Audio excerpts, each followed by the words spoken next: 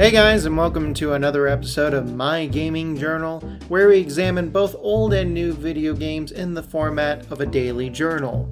For this episode, we examine Paper Mario and the Origami King, and see how long it took for me to beat it.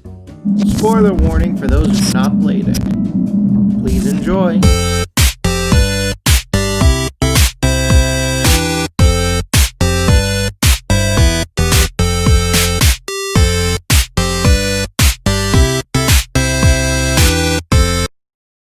Dear Journal, first off, I want to start off by saying that this was a nice surprise when it was first announced just only 2 months ago that we were getting a Paper Mario game so soon, because I've always been a fan of the franchise. I just love the look and the idea of the game. I know that the last couple have not been great, to put it mildly, but I was, needless to say, looking forward to playing this one. The game starts off with Mario and Luigi going to Peach's castle to celebrate a festival, the Origami Festival. Needless to say, if you played any Mario game, going to Peach's castle in the very beginning is not usually a good sign, because it usually involves Peach being kidnapped.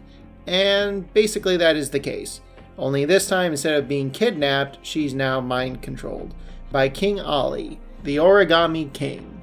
And his whole shtick is he wants to fold the entire world. You go in and you're immediately separated from your brother, and you're trying to escape. Thankfully, you have some help with your new companion named Olivia, who is Ollie's sister, and wants to save him, but certainly stop him from what he's doing. She is not necessarily a fighting companion, she's more of a Navi. Meanwhile, you find Bowser, where he is not only folded, but he has been stapled that way. Once Ollie reveals himself, the kingdom is then transported to a mountain, and you are separated from Bowser and Luigi. This is the point of the game where you're actually in the middle of battles. It's a bit different than before, where it was just a normal turn-based battle system. Instead, it is a ring system. You first have to set all the pieces up to where you can line everyone in, and then you can attack them all at once. If you do that, you get a tiny little boost, and for the most part, I actually kind of enjoyed it. I didn't really mind that change. I know some people prefer the turn-based battle system, but to me, it's kind of the same concept. You know, at least with this way, you're doing more than just pressing X. You don't earn experience, which I know is another complaint that some people have, but you do win coins. Coins are important. You need to purchase items, and items have more of an impact in this game than other games. You also need coins to perform a certain act, and you can even use coins in battle to help you, whether it's to increase your time or have the toads help you out. And speaking of the toads, it is also your job to try and find as many toads as you can that have been folded. And when I say folded, I mean that it could literally be anything. Toad could be a bush, it could be an animal, it could be literally anything. You also learn the 1,000-fold arms technique, which can be used during certain boss battles, but is mostly used to unlock certain areas. The areas you will explore are basically, best way to describe them are Disney Woods, Kyoto, Japan, Agrabah, Pokemon Ocean, Sky Galaxy, and the final world, spoilers, Peach's Castle. Once you've been separated, it is your job to go to each area and destroy the streamers, currently being wrapped around Peach's Castle. In each area, you will also explore a temple. These temples actually remind me a lot of Zelda games, where they do include lots of puzzle solving, and I really enjoyed that part. And in that, you will also encounter new power after defeating the first boss, which are called Velumentals: Earth, Fire, Ice, and Water. And the boss battles are actually the best part of the game, in my opinion, because instead of lining up the ring to where you are able to attack it, you actually have to line up the ring as a path for you to get to the boss and attack it. You do have some allies for each area, And my personal favorite was Bob-omb. Was a Bowser minion at one point, but had lost his memory, which you'll learn more throughout the whole story. And then, unfortunately, it is at that point, there's a moment in the game where he has to sacrifice himself to save Olivia. Because Bob-ombs don't have a long lifespan, unfortunately. Now, you might be asking, where's Luigi? Well, you do reunite with him back at the castle early in the game, but it is his mission to try and find Peach's key in order to get to the castle. And each area, he finds a key. Only it's not the key he's looking for, but it's the key you need. And I actually found it kind of funny. And this is also the funniest game. I really enjoyed the humor. The script is just amazing. The script and the look of the game are certainly the biggest strengths of the game. Now, as far as the weakest point of the game, to me it's the pacing. Because especially early in the game, with things like the Woods or Shogun Studios, the pacing feels like an epic manga series or an anime where it takes dozens and dozens of episodes to actually get to the end. And I found myself only being able to play for about 2 to 3 hours at a time. But anyway, back to the story. So you finish the first two areas, Whispering Woods and Shogun Studios.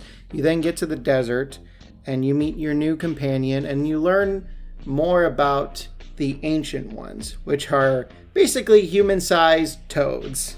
Safe to say that I'm halfway there. Dear Journal, so we finished the desert area along with destroying their streamer, and it's on to the Great Sea, where we have to go to each island and try and solve some puzzles. It's also in this part of the game you actually get to play some submarine gameplay, which I have to go back to boat gameplay.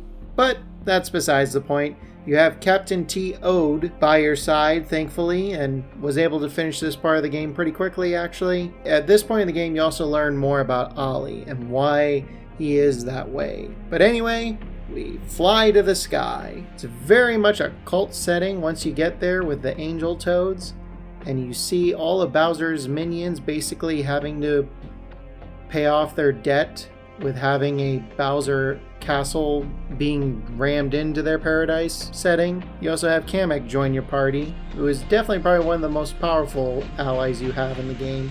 And it's your job, along with him, to try and restore Bowser Jr., who has been folded up. And thankfully, long story short, you not only get him back to normal, you even restore his ink by playing a very funny but also kind of challenging game, Shy Guys Finish Last. After you played that game, you restored Bowser Jr. back to his normal self, and you storm the castle and try and rescue his daddy. Thankfully, you're not alone. You have an army.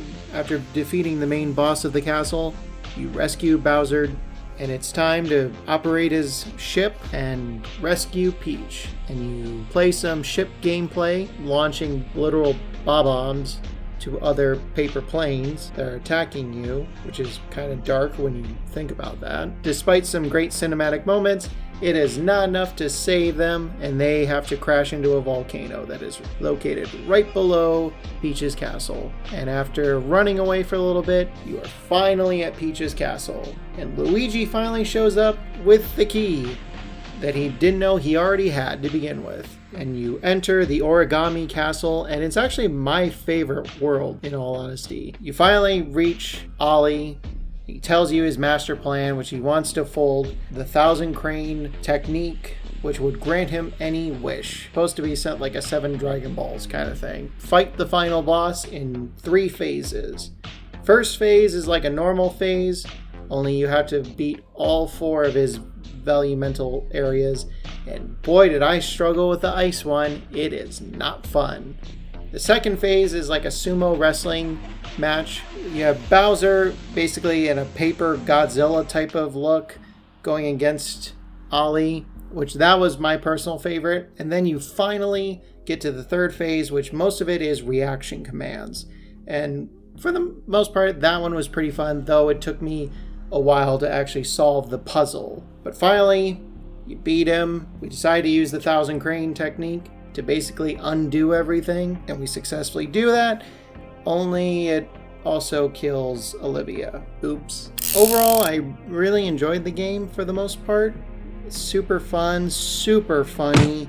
With my only big complaint is just the pacing and weird spikes in the difficulty. I do appreciate that they took a risk with the change in the gameplay.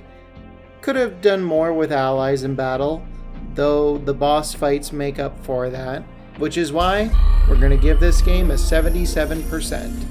Now, tune in next time where we examine Ori and the Will of the Wisps. See you then.